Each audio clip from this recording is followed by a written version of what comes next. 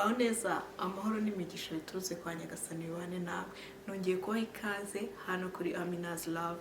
Niba ari ubwa mbere ugeze aha ngaha nguhaye ikaze cyane, kandi niba usanzwe aha ngaha urakoze cyane. Ndagusaba mbere na mbere yuko video ngiye gukora muza kuza kumfasha mukayireba kuva ku munota wa mbere mukagera ku munota wa nyuma, kugira ngo mukomeze musapotinge mu buryo bwiza cyane. Uyu munsi rero nifuje kubasubiza bimwe mu bibazo bamwe mu bantu bagiye bambaza, ariko ntabwo ndi bubisubirize rimwe kubera ko ni byinshi bishobora gusaba ko video iba ndende cyane.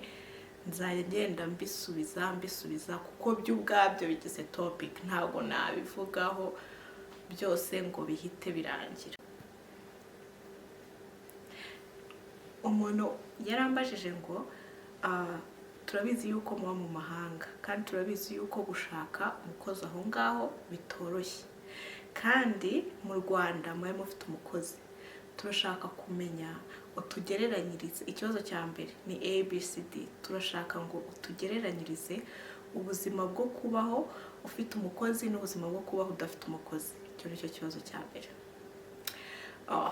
Mukuri murabizi neza ko ubuzima tubayemo buratandukanye, yaba ubuzima bwo mu Rwanda n'ubuzima bwa hano muri Amerika buratandukanye, ariko uburyo kuri njyewe nshobora kubagereranyiriza muri rusange, iyo ufite umukozi hari ibintu byinshi utabasha kumenya.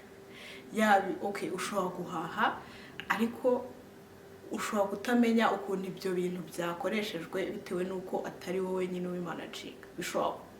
Bishobora kumara igihe kinini cyangwa se bikamara igihe gitoya bitewe n'umuntu uri mu rugo uri kugufasha kubimanaginga. Ubwo ndi kubabwira nyine ubuzima uburyo butandukanye, bituma nyine hari ibintu byinshi mu rugo ushobora kutamenya. Hanyuma ikindi bishobora gutuma ugira umwanya mwinshi udafite ikintu uri gukoramo. Urugero, niba wenda uri umumama nta kazi ufite mu Rwanda, ni ukuvuga ngo iyo ufite umukozi uba ufite umuntu wenda ukuwogereza ibyo byombo, ugukorera amasuku, ukora utuntu twinshi two mu rugo, imirimo myinshi yo mu rugo. Ni ukuvuga ngo wowe uba ufite umwanya munini wo gupfusha ubusa, tubyite gutyo, kubera ko iyo udafite akazi ukaba udafite n'ibindi bintu bishobora gutuma ubuhuze, wa mwanya ushobora kumara uri mu bindi, yaba uri kuri telefone, yaba uri guscrollinga kuri social media. Nyine urumva ufite umwanya mwinshi wo gutakaza. Ikindi kintu ubuzima butandukaniyeho, iyo ufite umukozi uba wumva nyine wumva utuje, uba wumva rimwe na rimwe ufite igihe cyawe, wumva utuje, wowe nta stress ufite zo mu rugo, kubera ko ugira ufite umuntu uri buze ukabaza ngo kutakorobye, ko ntakunda ibintu biri hariya nkaba mbihabona, ko ntakunda ko turya izi saha. Ariko iyo utamufite uba uzi neza yuko niba ahantu hadakorobye niho ugomba kuhakoropa, niba abana bagomba kujya ku ishuri niho ugomba kubatunganya, niba mugomba kurya niho ugomba guteka.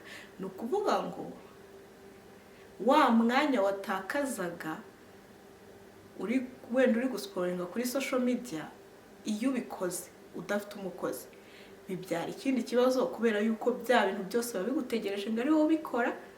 Rero iyo utabikoreye ku gihe ngo ubikore mu mwanya wabyo, hari ibindi bipfa, cyangwa se ukajya wumva ujagaraye, ukajya wumva nyine ufite stress, kubera yuko uba uvuga uti mfite akazi kenshi ko gukora, kandi ndi kubona amasaha yirukanse, ndi kubona amasaha ntayo mfite.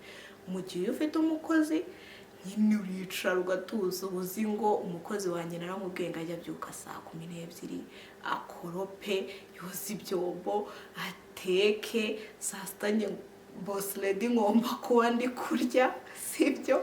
Ariko nyine iyo udafite umukozi ntabwo biba byoroshye, kubera yuko ntabwo navuga ngo nibwo buzima bworoshye pe, ngereranyije. Ntabwo navuga ngo kubaho ufite umukozi no kubaho utamufite, ntabwo navuga ngo nibwo buzima bworoshye, kubera ko bigushyira ku gitutu. Ariko iyo umufite uba nyine wumva yuko ufite umuntu ushobora kugufasha imirimo yawe mu buryo runaka kandi ibintu byose bikajya ku murongo. Ikindi iyo noneho ufite n'akazi bishobora kugufasha gukora ibintu byinshi icyarimwe kubera ko uvuga uti ibyo mu rugo ntibiri bupfe kandi nyine nanjye nshobora gukora ibi ngibi bindi tukabihuriza hamwe umwanya nyine tukawubyaza umusaruro. Icyo ni icyambere. Ikindi yahise ambaza ngo ese ubona ibyiza ari uko wabaho umufite cyangwa ibyiza ari uko wabaho utamufite? Nari maze kubivugaho mbere, ni ukuba nyine buri kintu cyose kigira ibyiza kibaho kigira n'ibibi. Mu kuri tuvuge wenda nko ku muntu ufite akazi, murabizi muri ino minsi abantu usanga baba bari gushakisha mu bintu byinshi.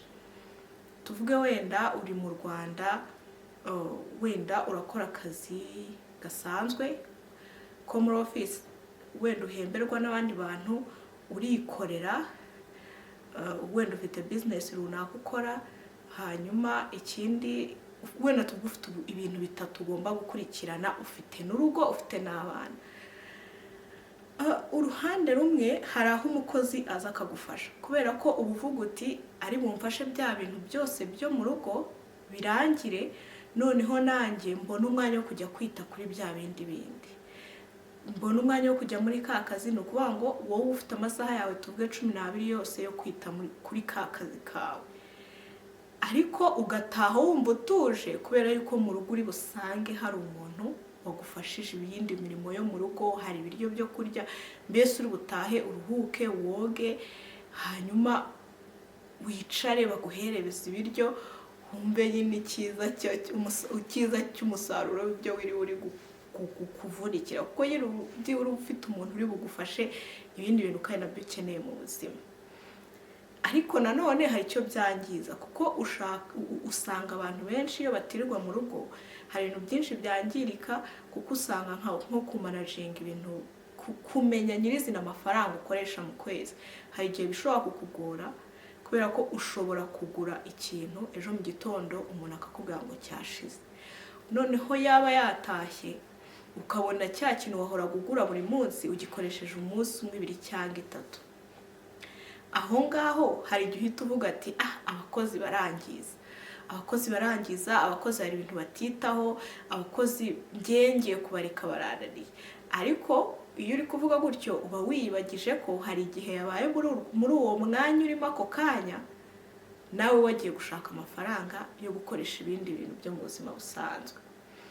Muri rusange ntabwo wavuga yuko kuba bahari ari ikibazo, ahubwo ikibazo wenda ni uko bashobora kuba bahari batari professional, ari ba bantu nyine baraho nyine bumva yuko reka ntabwo ndi bwite kuri ibi ngibi, ariko ari umuntu uhari ari bwite ku bintu byawe, amafaranga umwishyura akaba ajyanye n'ibintu n'akazi yagufashije, ngira ngo hakaba hariho nk'uburyo mukora nka contract atayubahiriza wenda akagera nk'amategeko amuhana, ubundi aho ngaho rwose umukozi yaba akenewe pfa kuba uzi neza yuko ubashije kubwishyura, aho nta kibazo gihari.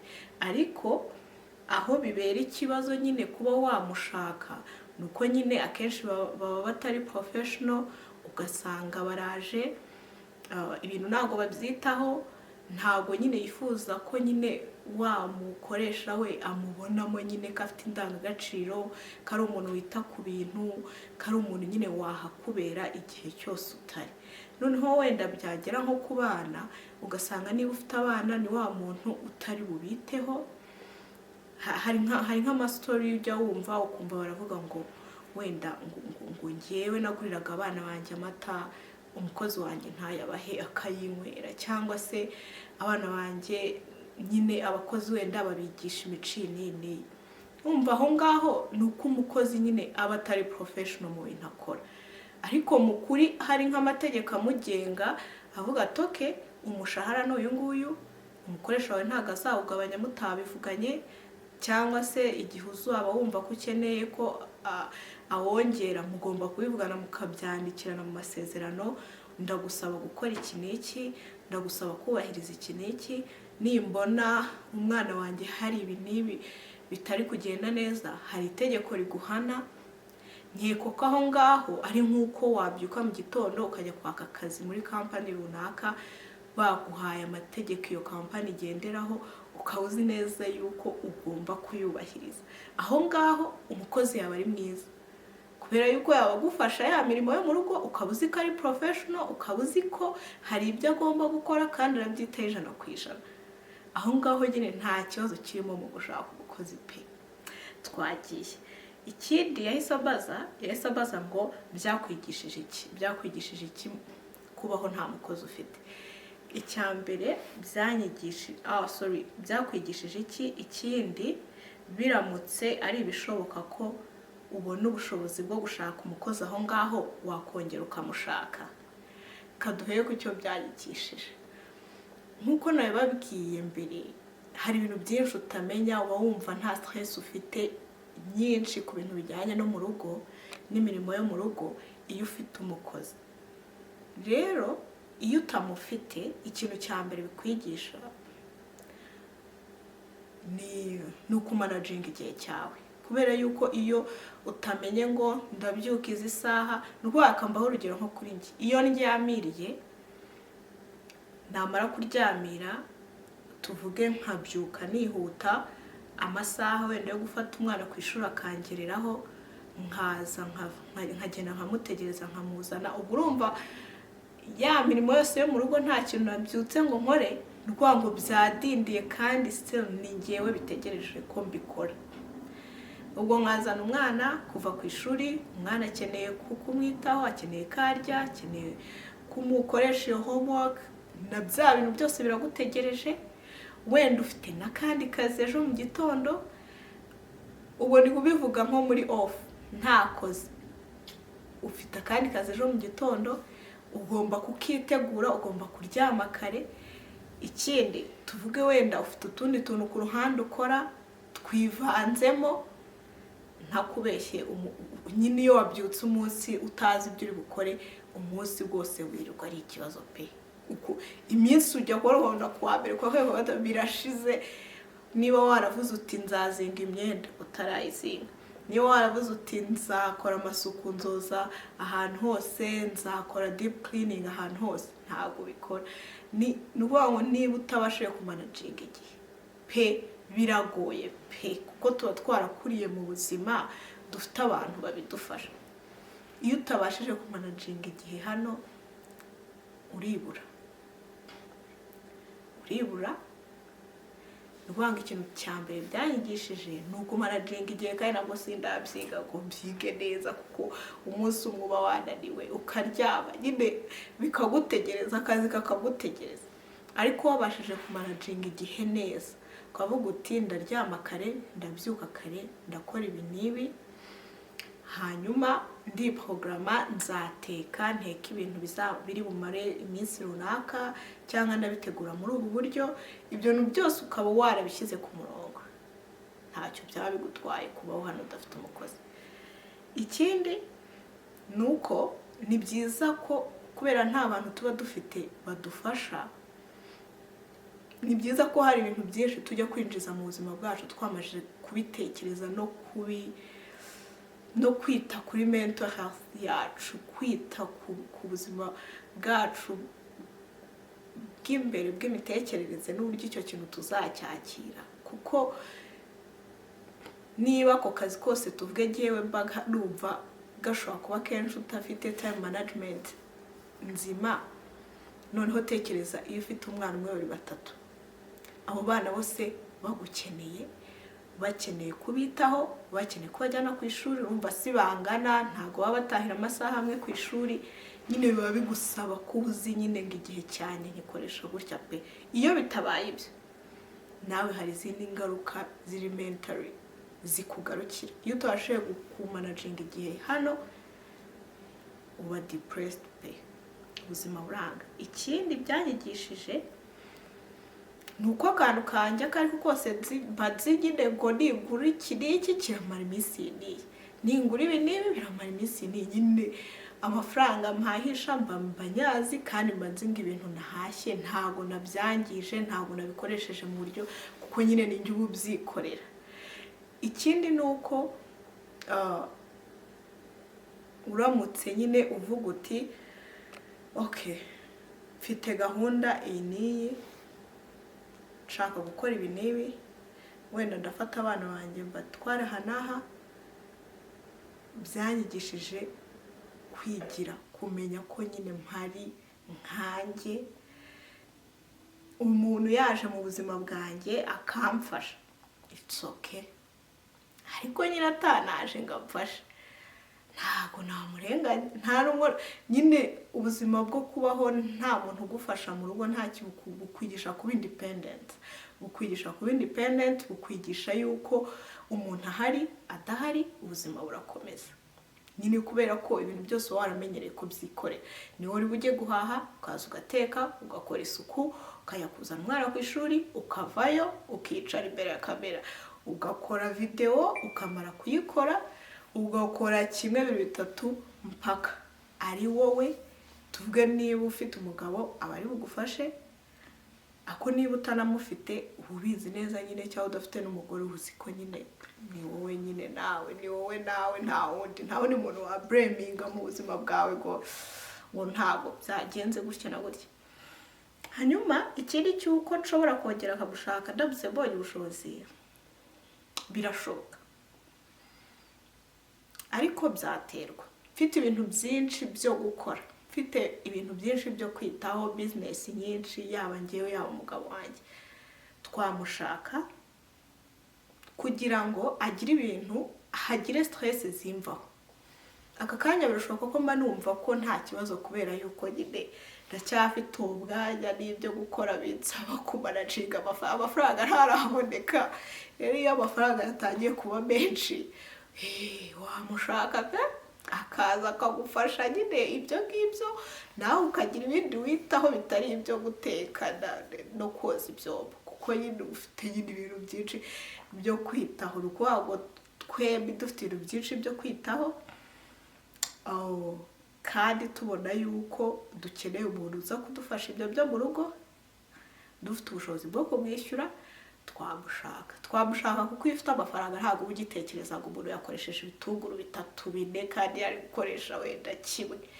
Hari ibibazo uba utakidiringa nabyo, urebe ibiryo byageze ku meza.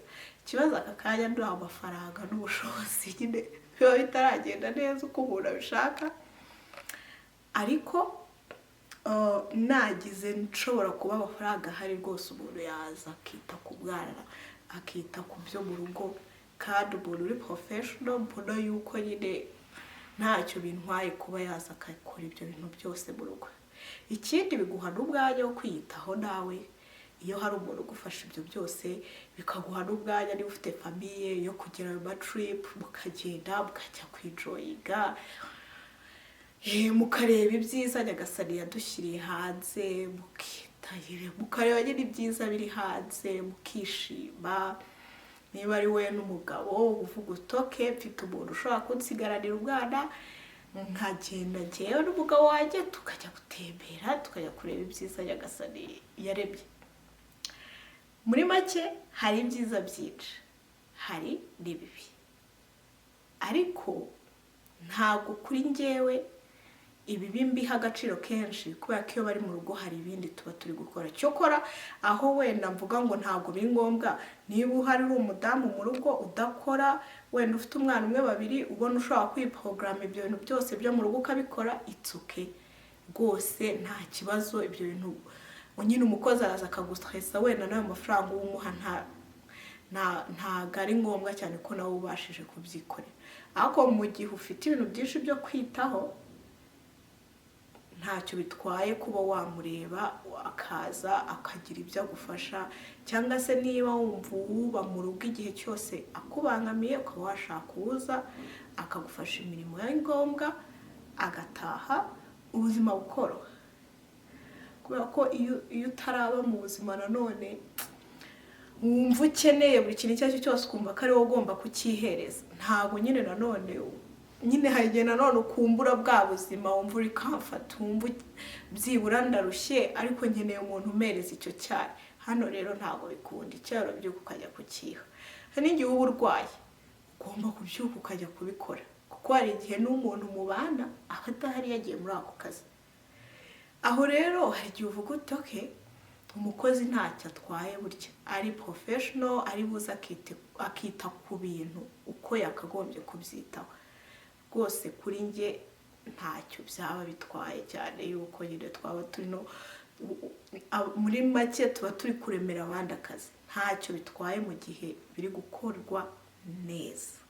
Nibyo ngibyo rero mbashije kuba nasubiza, nubwo byose ntashobora kubisubiza wenda uko buri muri bwumva iki kiganiro ari bubyumve, ariko ubwo nibwo buryo bwanjye niko mbyumva. Kanizereye ko umuntu watubajije ikibazo abashije gusubizwa, kandi mu gihe nawe ufite ikibazo wino muri comment, hanyuma tuzabashe kukiganiraho.